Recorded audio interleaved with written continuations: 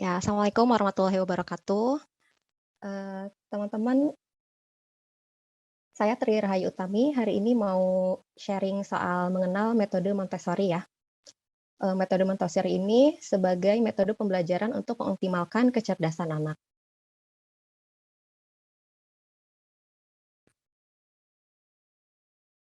Sedikit perkenalan dari saya. Saya ini adalah ibu dari 3 orang anak. Saya punya online bookstore namanya Ki Bookstory, dan betul seperti yang tadi dijelaskan, saya punya grup sharing di grup WhatsApp. Nah, biasanya hari Kamis ini saya sharing Montessori-nya di sana. Tapi karena kebetulan hari ini ngisi di sini, jadi kata saya, kita sharing-nya di webinar aja ya, pindah, kayak gitu. Selanjutnya saya pernah berpengalaman juga, menjadi staf bimbingan konseling, dan saat ini, saya sebagai pegiat literasi ya, jadi banyak mengajak orang tua supaya mau untuk, banyak membacakan buku untuk anak-anak. Seperti itu. Selanjutnya, kalau kita lihat kondisi saat ini, kondisi pandemi saat, COVID-19 ini, sejak 2020 ya, Maret 2020 itu masih ada, sampai sekarang, hingga hari ini. Nah, walaupun masih dalam pandemi nih, pembelajaran, untuk pendidikan anak kan tentu harus tetap berjalan ya. Nah, ada sebagian orang tua yang bingung nih, perihal bagaimana ya pendidikan untuk anak, ketika anak-anak tuh tidak bisa pergi ke sekolah. Padahal, sebenarnya anak mau belajar di sekolah secara, tatap muka gitu ataupun anak, sekolah di rumah secara maya, diperlukannya keterlibatan peran orang tua untuk membantu anak-anak belajar. Jadi sebetulnya, ini apa ya, ke mindset juga sih bahwa sebenarnya sama aja kok, anak mau sekolah, karena, kita sebagai orang tua itu harus, terlibat ke dalam pendidikan anak. Jadi jangan sampai kita melimpahkan tanggung jawab pendidikan kepada satu lembaga tertentu, karena, mmm, sesungguhnya kan pendidikan anak itu adalah tanggung jawab kita ya, sebagai orang tua. Nah, konsep Merdeka Belajar juga kan, jadi kita disimpulkan bahwa anak bisa belajar di mana aja. Jadi mau sekolahnya di sekolah mau belajarnya di sekolah, mau belajarnya di rumah tuh sebenarnya, harusnya sih sama aja, karena tiap sudut di rumah kita juga area bermain dan belajar kok buat anak gitu. Jadi orang tua tuh jangan sampai bingung, gimana ya, menemani anak, saat belajar di rumah, karena kita sebetulnya bisa kok mengajak anak belajar dengan cara yang menyenangkan. Nah, gimana caranya?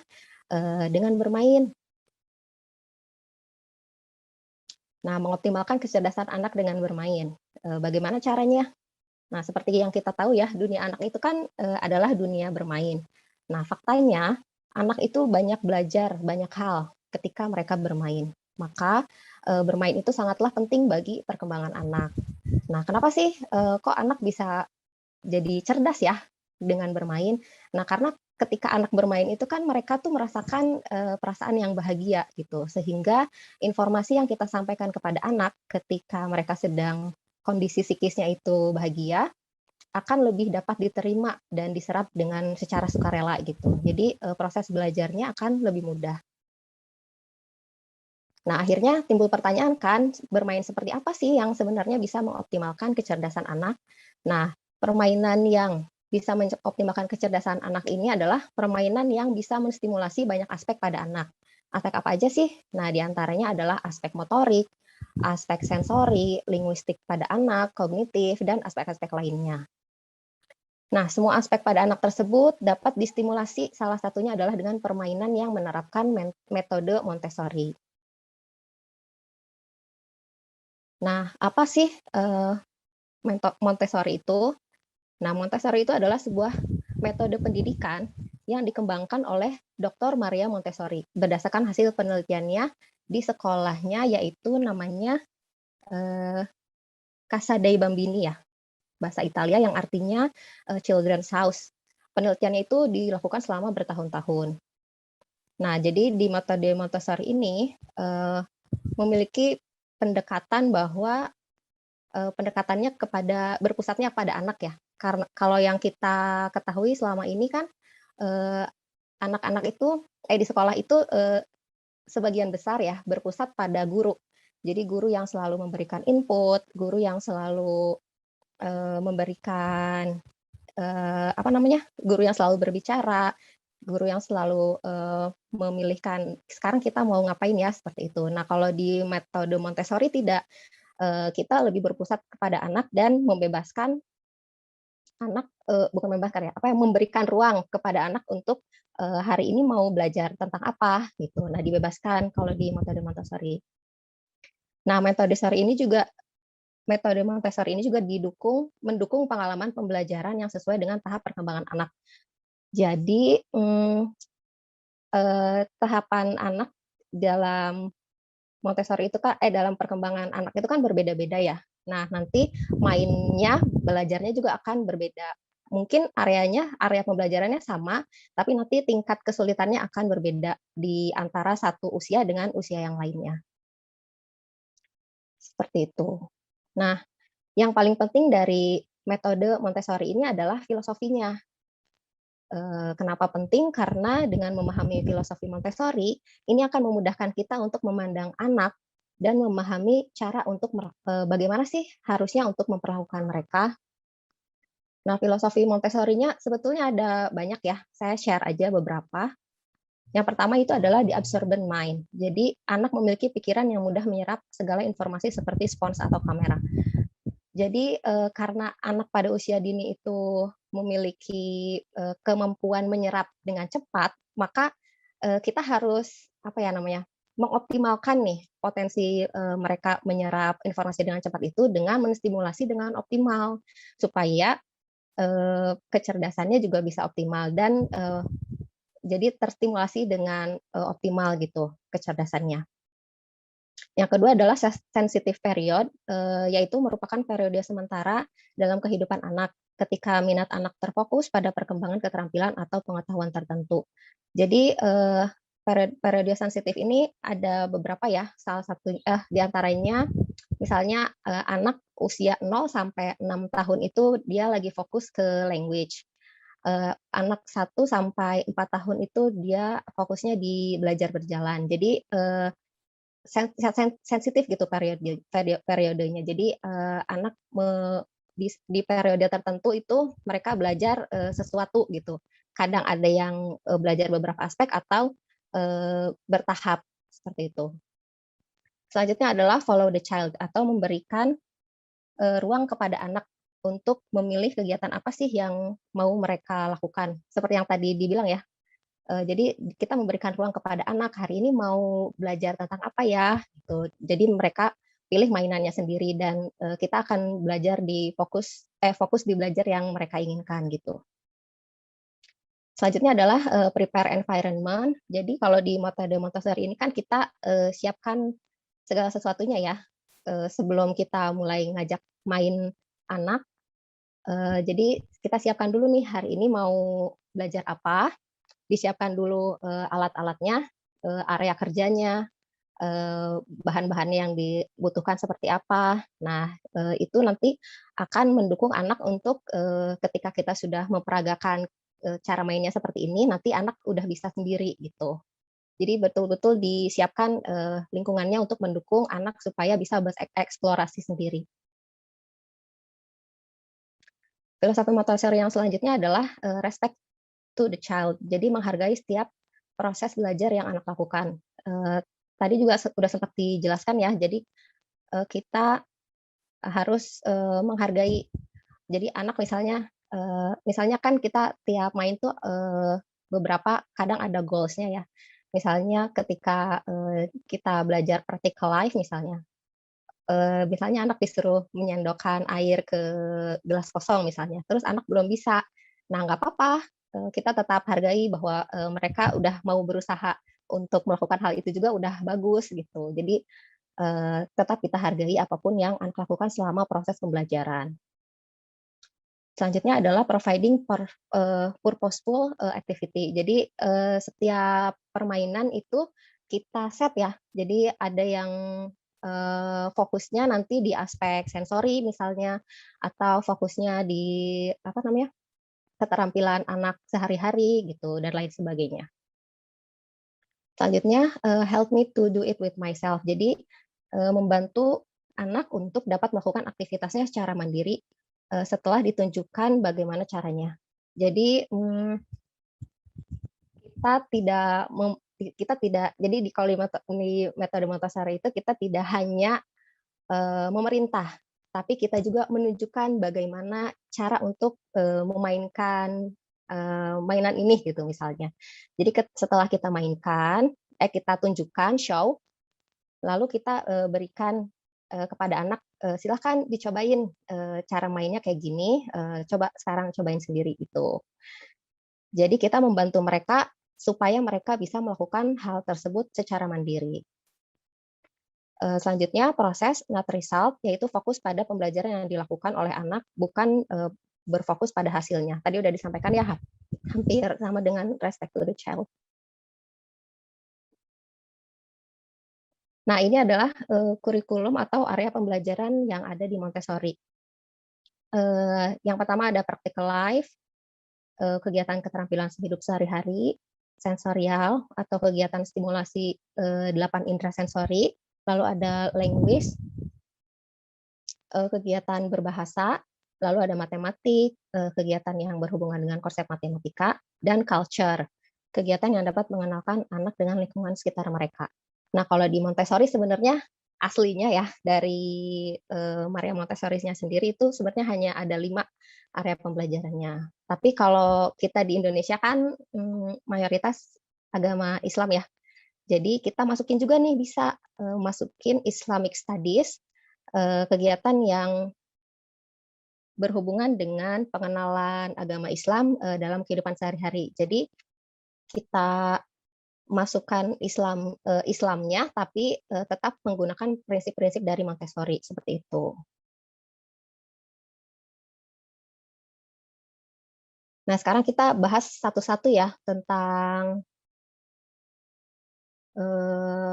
area pembelajaran yang tadi kita sudah sempat bahas dikit di awal tadi.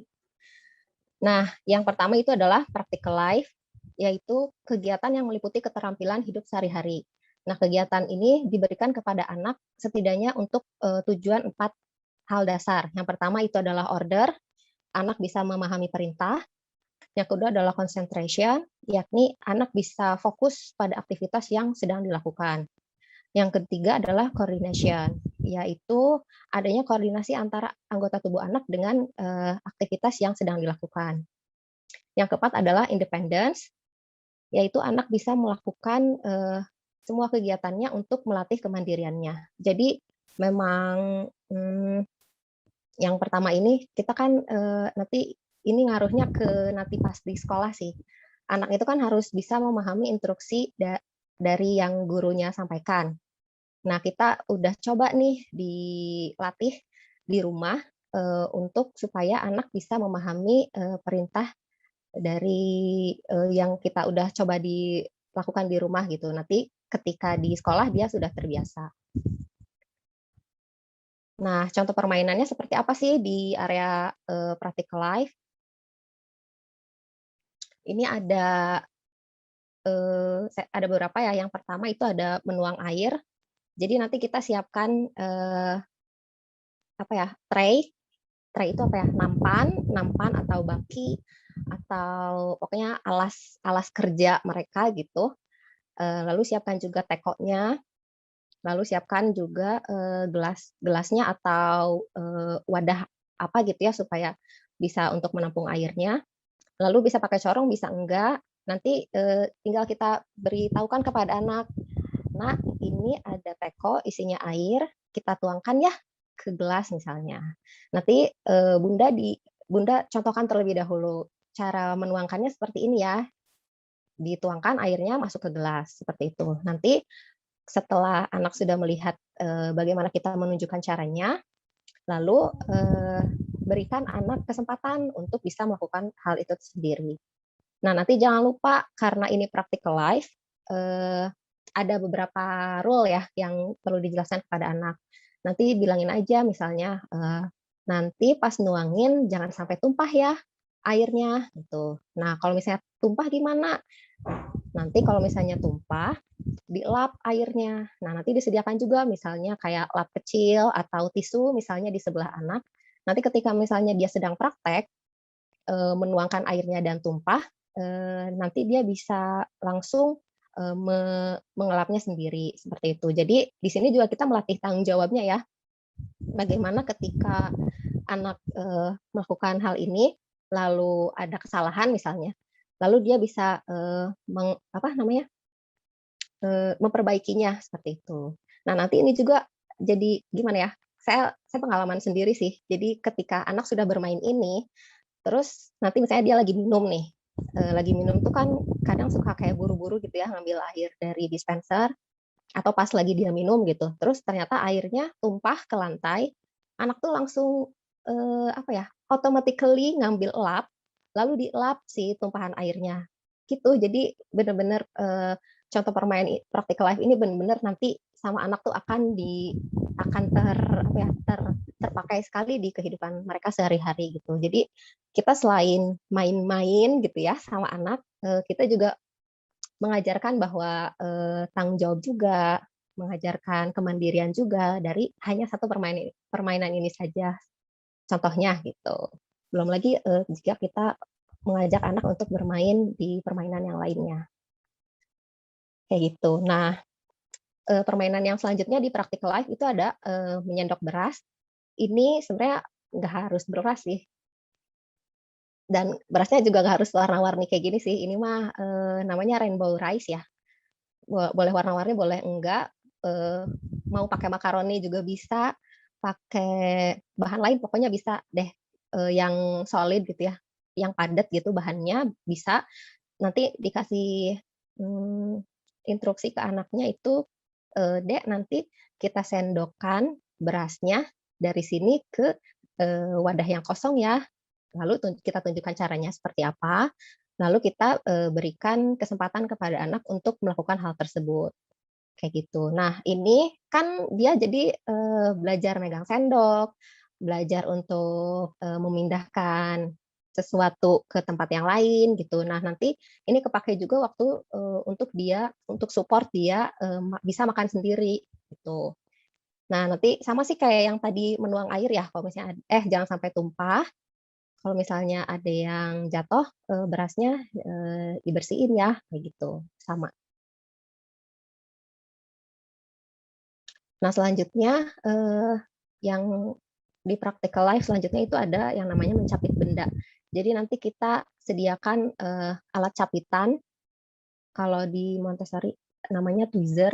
Kalau nggak ada bisa pakai kayak apa ya capitan di rumah atau pakai sumpit juga bisa. Tapi kalau kalau anak masih yang kecil sih belum bisa ya pakai sumpit ya. Kalau misalnya dia udah terlatih gitu pakai capitan, nanti bisa naik ke dia pakai sumpit gitu. Jadi emang ada level-levelnya untuk usia tertentu. Jadi ini sama dicapit aja, lalu dipindahkan ke tempat yang lain seperti itu. Ini untuk melatih ini ya motorik halus anak. Jadi jari-jarinya gitu kan ketika dia mencapit, yang terlatih adalah motorik halusnya gitu. Permainan selanjutnya ada transfer air dengan pipet. Nah, ini kalau pakai pipet tuh sebenarnya udah level tinggi ya untuk anak yang sudah agak besar. Nah, untuk pertama sebenarnya bisa pakai sendok dulu, bisa pakai sendok, bisa pakai kayak wadah kecil gitu untuk transfer dari tempat yang dari wadah yang satu ke wadah yang kosong yang lainnya gitu. Nah, kalau pakai pipet itu kan jadi konsepnya pipet itu kan unik ya. Jadi kita masukin dulu pipetnya, enggak pencet dulu, baru masukin ke dalam air, terus dilepas, baru airnya bisa masuk kan. Airnya bisa masuk, pindahkan ke tempat yang kosong, baru dipencet nanti airnya keluar. Nah, kayak gitu tuh agak sebenarnya kalau untuk anak tuh anak berapa ya 3 tahun gitu masih sulit sih. Nanti kita coba setelah dia udah bisa udah bisa mindahin airnya pakai sendok, bisa pakai centong juga gitu, nanti nanti udah agak gede kita coba pakai pipet. Nah, untuk transfer air dengan pipet ini untuk melatih motorik halus juga ya. Oh ya, kalau misalnya ada yang nanya, "Kenapa sih kita harus melatih motorik halus?" Nanti, berpengaruhnya ke kemampuan anak untuk menulis. Jadi, kita tuh kan tidak boleh serta-merta memberikan pensil kepada anak, di usianya, waktunya menulis ya. Misalnya, selama ini nggak pernah ngapa-ngapain, terus nanti, bulan depan mau sekolah, baru kita kasih, pensil, lalu nyuruh nulis huruf sama angka gitu, nggak bisa. Jadi kita memang harus melatih, motorik halusnya dari sejak dini gitu. Nah, caranya adalah dengan melakukan, hal-hal seperti ini, di practical life ini gitu, di permainan-permainan yang, menyenangkan tapi, bermakna gitu buat anak. Nah, area pembelajaran selanjutnya itu adalah, sensorial. Jadi kegiatan ini menstimulasi 8 indera sensori. Jadi, kalau misalnya kita tahunya panca indera, panca kan cuma ada 5 ya. Nah, sebenarnya bukan hanya 5 sih, ternyata ada 8. Apa aja? Itu yang pertama adalah sentuhan, smell atau penghiduan, lalu pendengaran, ada perasa juga, penglihatan, berat benda, bentuk benda, dan suhu. Nah, seperti apa permainannya? Ini saya permainannya contoh-contoh aja ya. Kalau dibahas semua sepertinya akan banyak sekali.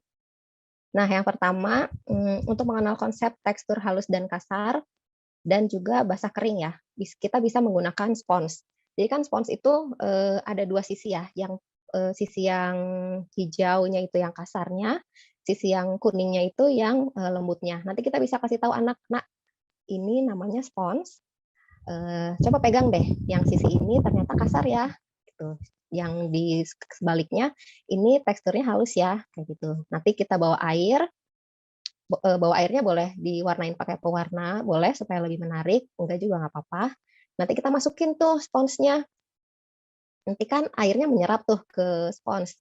Nah, airnya menyerap ke spons, terus, suruh anak pegang, lalu, kita coba peras, gitu. Nanti, oh kalau misalnya airnya masuk ke spons itu berarti jadi basah gitu, tapi ketika kita peras, si sponsnya airnya, apa namanya, jadi, tumpah gitu dari sponsnya. Jadi dari sebelumnya yang kering jadi basah, terus jadi kering lagi seperti itu. Jadi anak belajar, konsep tekstur halus kasar, juga basah kering dari, hanya main spons gitu, bisa seperti itu.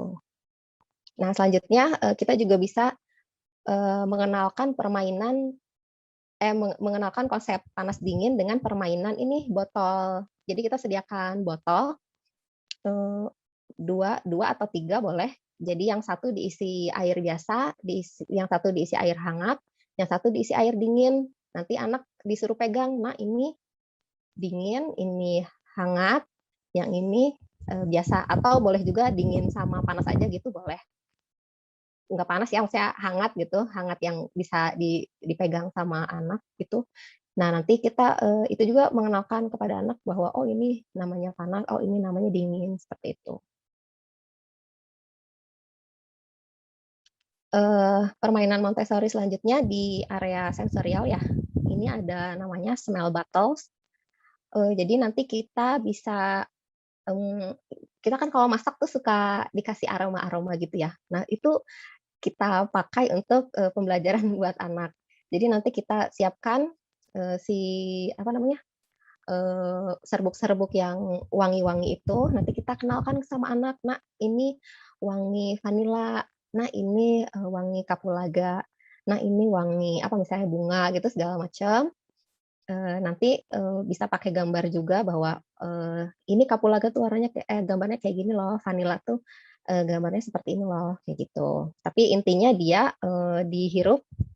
dihirup di hidung gitu aromanya supaya dia tahu bahwa, oh ternyata aroma sesuatu itu seperti ini, kayak gitu. Nah, selanjutnya, kita bisa mengenalkan rasa.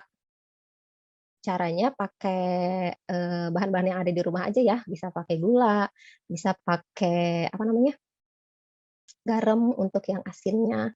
Itu bisa pakai kopi buat yang, pedasnya, bisa pakai asam juga buat yang asemnya gitu. Nanti anak suruh coba, "Nak ini, coba rasain deh." Misalnya, "Oh, ini namanya gula, rasanya apa, manis," gitu. "Oh, ternyata rasa kayak gini tuh namanya manis," kayak gitu. Nanti, "Coba ini apa, kopi, coba rasanya gimana?" "Ah, kopi mah pahit," misalnya kayak gitu. Nah, nanti setelah, anak mencoba rasanya, boleh ditanya, sukanya rasa yang mana misalnya. Biasanya anak-anak jawabnya suka yang manis sih. Terus nanti ditanya juga yang nggak sukanya yang mana, biasanya mereka jawabnya kopi, gitu.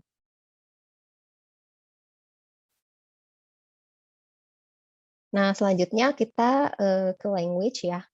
Jadi, ini kegiatan berbahasa yang meliputi bahasa lisan, membaca, dan menulis. Nah, menurut Mentosari, berbicara merupakan sifat dasar manusia, dan manusia memerlukan bahasa untuk dapat berkomunikasi dengan orang lain atau dengan hal di sekitarnya. Nah, karena kita ingin memiliki komunikasi yang baik dengan orang lain, maka semakin baik kemampuan berbahasa seseorang, semakin baik pula orang tersebut menyampaikan apa yang ada dalam pikirannya dan memahami apa yang orang lain sampaikan. Jadi goalnya kan sebenarnya, kita ngerti apa yang orang lain sampaikan dan orang lain mengerti apa yang kita sampaikan, seperti itu kan kalau di bahasa. Jadi nah ini juga harus dilatih karena anak itu tidak serta-merta dia bisa berbicara begitu saja, tapi harus distimulasi.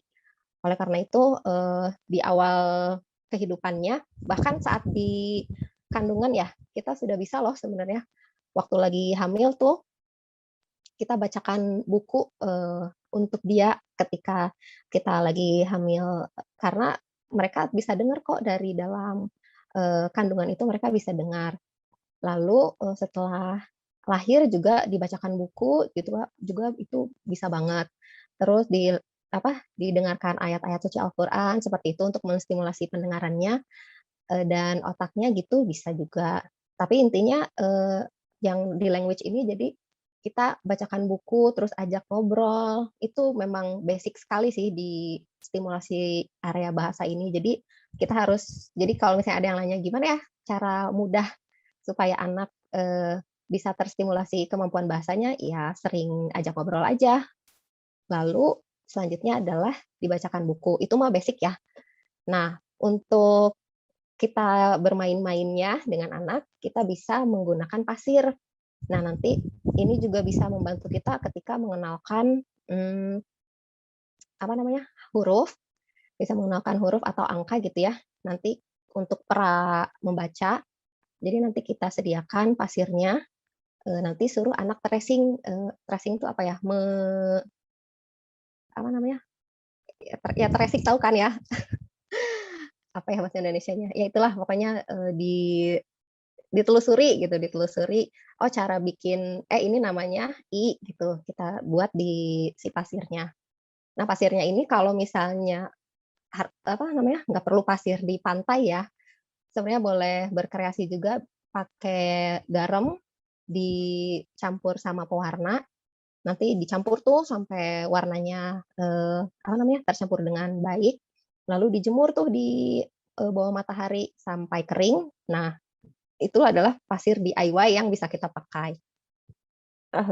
Kalau pakai pasir kinetik gitu juga bisa, boleh. Boleh pasir apa aja, pokoknya apa aja yang ada di rumah juga bisa gitu digunakan. Nah, seperti itu ya, nanti ini bisa dijadikan untuk, pembelajaran juga mengenalkan huruf atau angka kepada anak. Selanjutnya ini ada, untuk, language ya, ada namanya secret bag. Jadi nanti kita bawa kayak tas kain gitu ya yang simpel, nanti kita masukin tuh barang-barang yang ada di rumah, misalnya apa ya, sisir, ikat rambut misalnya, terus misalnya mainan balok, mainan apa misalnya boneka kecil atau kunci gitu, kunci motor segala macam masukin ke secret ke bag-nya, lalu kita main sama anak, "Eh, Nak, kita main secret bag yuk," atau apa ya namanya Indonesianya, tas rahasia gitu. "Eh, kita main tas rahasia yuk, ah, tas rahasia tuh apa sih Bunda?" Gitu. Nanti kita siapin nih area kerjanya, bisa pakai kain gitu ya, Bisa pakai kain, nanti kainnya dibentangkan, lalu kita keluarin satu-satu. Ini namanya sisir, simpan di alas tersebut, diperlihatkan bendanya lalu disimpan. D, ini namanya ikat rambut ya, gitu, simpan. D, ini namanya, apa namanya, apa misalnya kunci. D, ini namanya apa gitu, keluarin semuanya dari dalam tas, lalu, nanti anak suruh sebutin juga kan, D, ini apa namanya, sisir misalnya. Oh, ya bagus, betul. Nah, ini apa namanya? Kunci gitu. Nah, kayak gitu. Jadi permainannya kita menyebutkan terlebih dahulu bendanya apa, lalu kita tanya, "Ini apa?" Nanti nanti yang terakhir, "Dek, kunci mana?" Gitu. Nanti suruh anak untuk menunjukkan.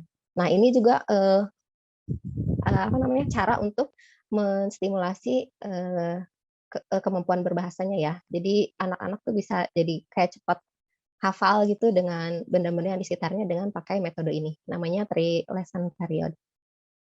Caranya pakai secret begini permainannya, gitu. Selanjutnya di permainan Montessori ini yang language itu ada ini ya, flashcard, dan matching animal figure.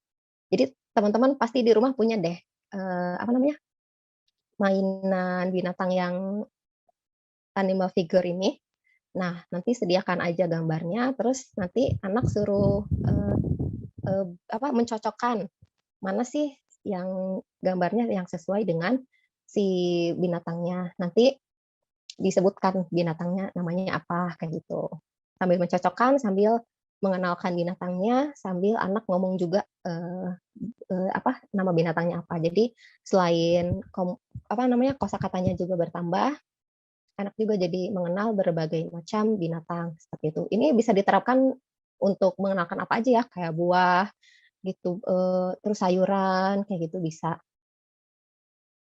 Selanjutnya itu adalah printable dan, matching words. Jadi kalau tadi pakai animal figure, ini pakai kata-katanya. Jadi, di printable-nya misalnya ada warna hijau, nanti kita, simpan si kata-kata yang hijau. Ini, namanya apa, keledai gitu tulisannya gitu. Seperti itu yang di language. Selanjutnya untuk, area pembelajaran matematik, ini adalah kegiatan yang berhubungan dengan konsep matematika. Di antaranya adalah berhitung, mengenal simbol, sistem desimal, dan operasi bilangan. Nah, menurut Montessori nih, mengenalkan matematika pada anak itu pada dasarnya adalah dari konsep, konkret ke abstrak. Jadi sebelum anak diajarkan konsep simbol angka atau, mengajari anak untuk hitung-hitungan, kayak menjumlahkan atau mengurangi atau perkalian gitu, jadi kita kenalkan terlebih dahulu konsep kuantitasnya. Jadi jangan ujug-ujug, "Kak, 1 tambah 1 itu sama dengan 2 loh." Jangan kayak gitu dulu, tapi kita, apa namanya, tunjukkan bahwa satu itu seberapa banyak sih satu gitu, ada bendanya ada satu buah, kayak gitu. Nah, bagaimana cara bermainnya? Nah, kita bisa pakai ini ya, eee, kita bisa mengenal kuantitas itu pakai pom-pom.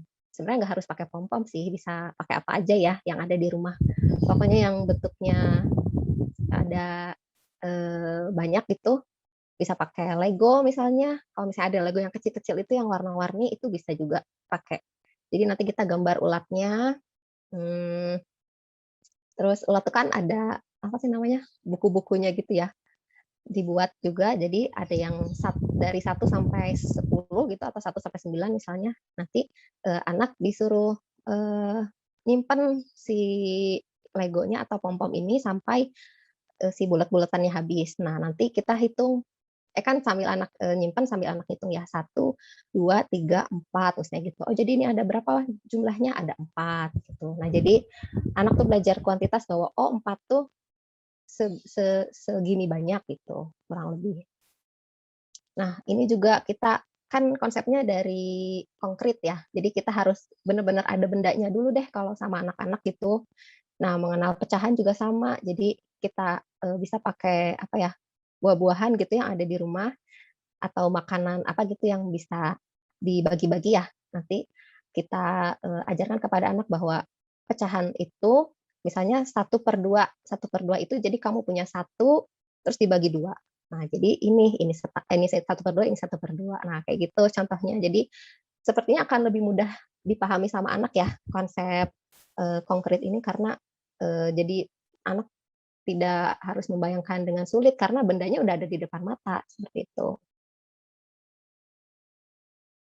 Nah, contoh permainan selanjutnya ini ada yang matematik ya, mencocokkan angka sesuai dengan jumlahnya. Jadi nanti kita bisa pakai printable seperti ini atau gambar sendiri juga boleh ya. Kalau bundanya kreatif itu pasti lucu-lucu banget deh mainnya.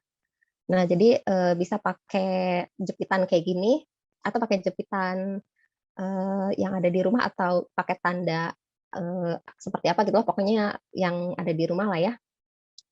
Dikasih tanda gitu bahwa oh ini gambarnya ada jumlahnya ada satu gitu. Oh ini jumlahnya ada tiga misalnya gitu. Nah anak nanti kan tinggal dia menghitung jumlah bendanya, nanti dikasih tanda tuh itu jumlahnya ada berapa. Nah ini untuk mengenalkan angka tuh. Jadi angka 1, 2, 3 sampai 9 itu kita bisa pakai ini juga. Nah selanjutnya ini adalah konsep panjang pendek. Nah, kita bisa sediakan stick seperti ini ya. Nanti kita kasih lihat, nah ini tuh namanya panjang, ini tuh sticknya tuh pendek. Jadi yang ini panjang, yang ini pendek kayak gitu. Nanti ditanya yang mana yang lebih panjang. Nah, nanti anak menunjukkan yang mana gitu. Sebenarnya nggak harus pakai stick ya, bisa pakai apapun aja yang ada di rumah. Oh kalau sekolah anak saya tuh jadi dia pakai wortel. Jadi sebelum sekolah dimulai itu apa gurunya suruh saya untuk memotong wortel yang satu panjang, yang satu pendek gitu. Nanti dikasih lihat sama anaknya, terus anaknya suruh lihat seperti apa bentuk wortelnya. Ada yang panjang, ada yang pendek. Nanti dia mana yang panjang, angkat angkat yang panjang gitu. Nanti ini yang panjang gitu. Terus mana yang pendek, ini yang lebih pendek kayak gitu. Jadi bisa mengenal hal seperti itu dengan cara yang menyenangkan. Kayak gitu. Selanjutnya, ini area pembelajaran yang culture ya. Kegiatan yang dapat mengenalkan anak dengan lingkungan di sekitar mereka. Bisa keluarga, lingkungan yang terdekat, bahkan negara maupun dunia ini.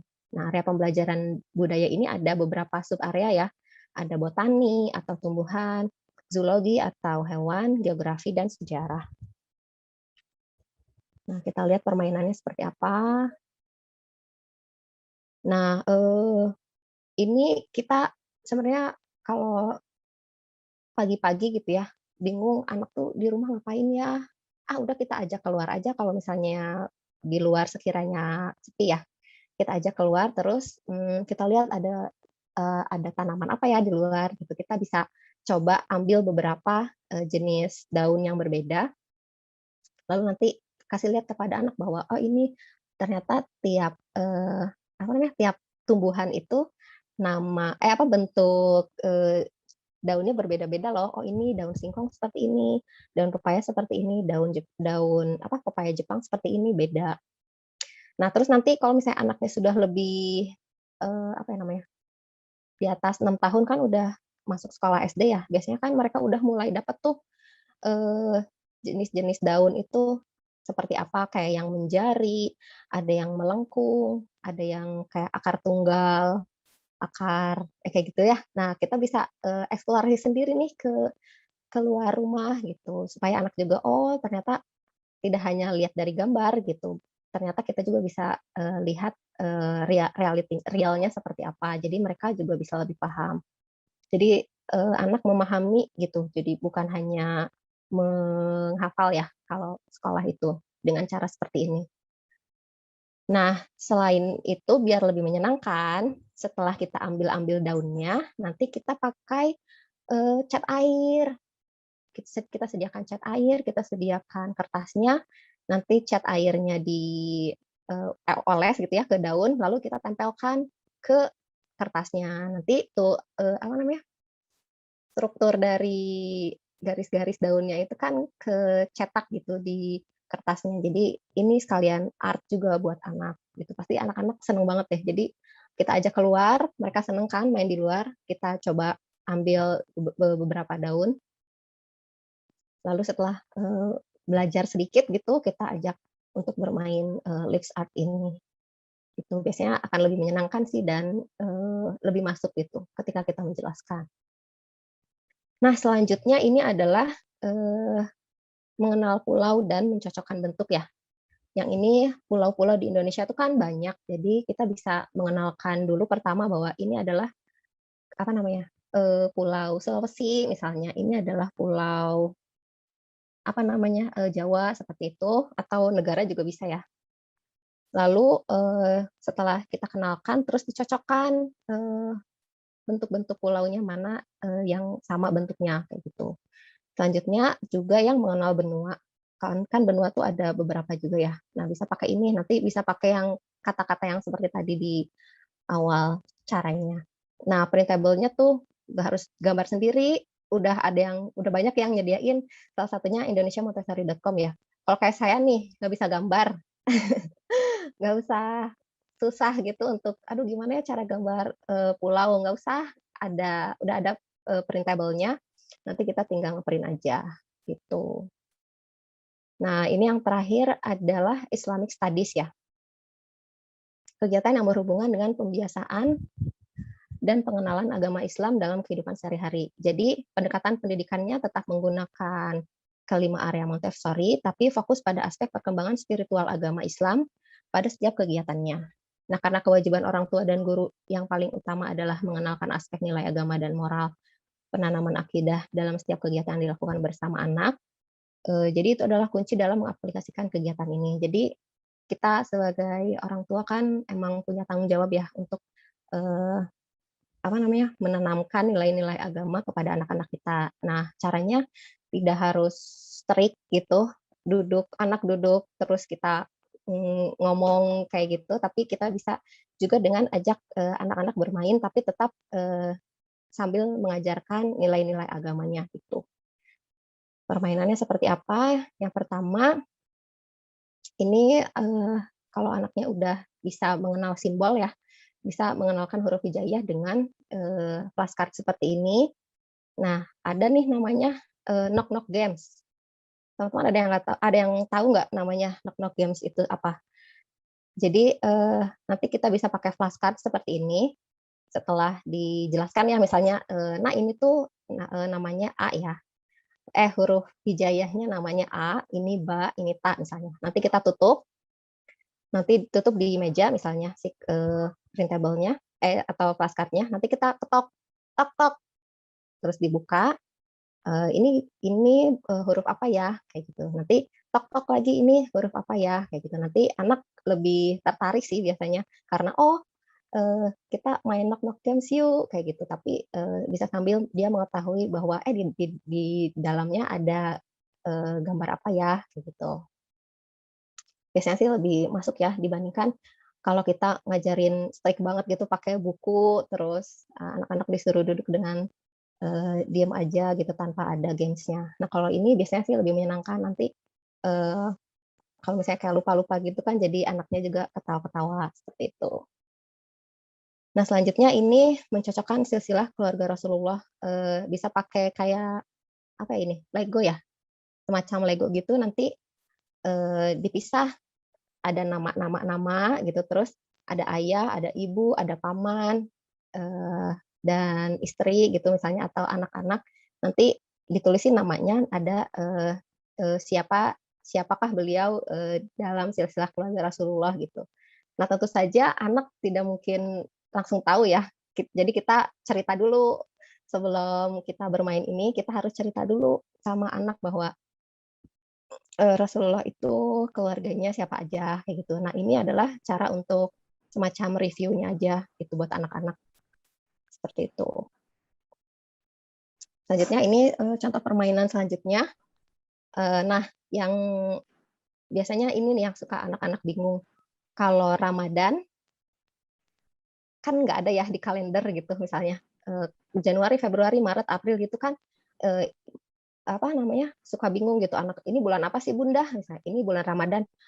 Mana, nggak ada gitu. Nah, kita bisa jelaskan bahwa itu tuh, apa namanya, tahun Hijriah loh, dan yang ini tahun Masehi. Nah, caranya seperti ini, kita buatkan tulisannya nanti, oh Januari itu, sama dengan Muharram, oh Februari itu sama dengan Safar, Maaf, kayak Mbak Pri, gitu. 2 menit lagi boleh ya? Oke, Boleh, boleh. ya, Makasih. oke.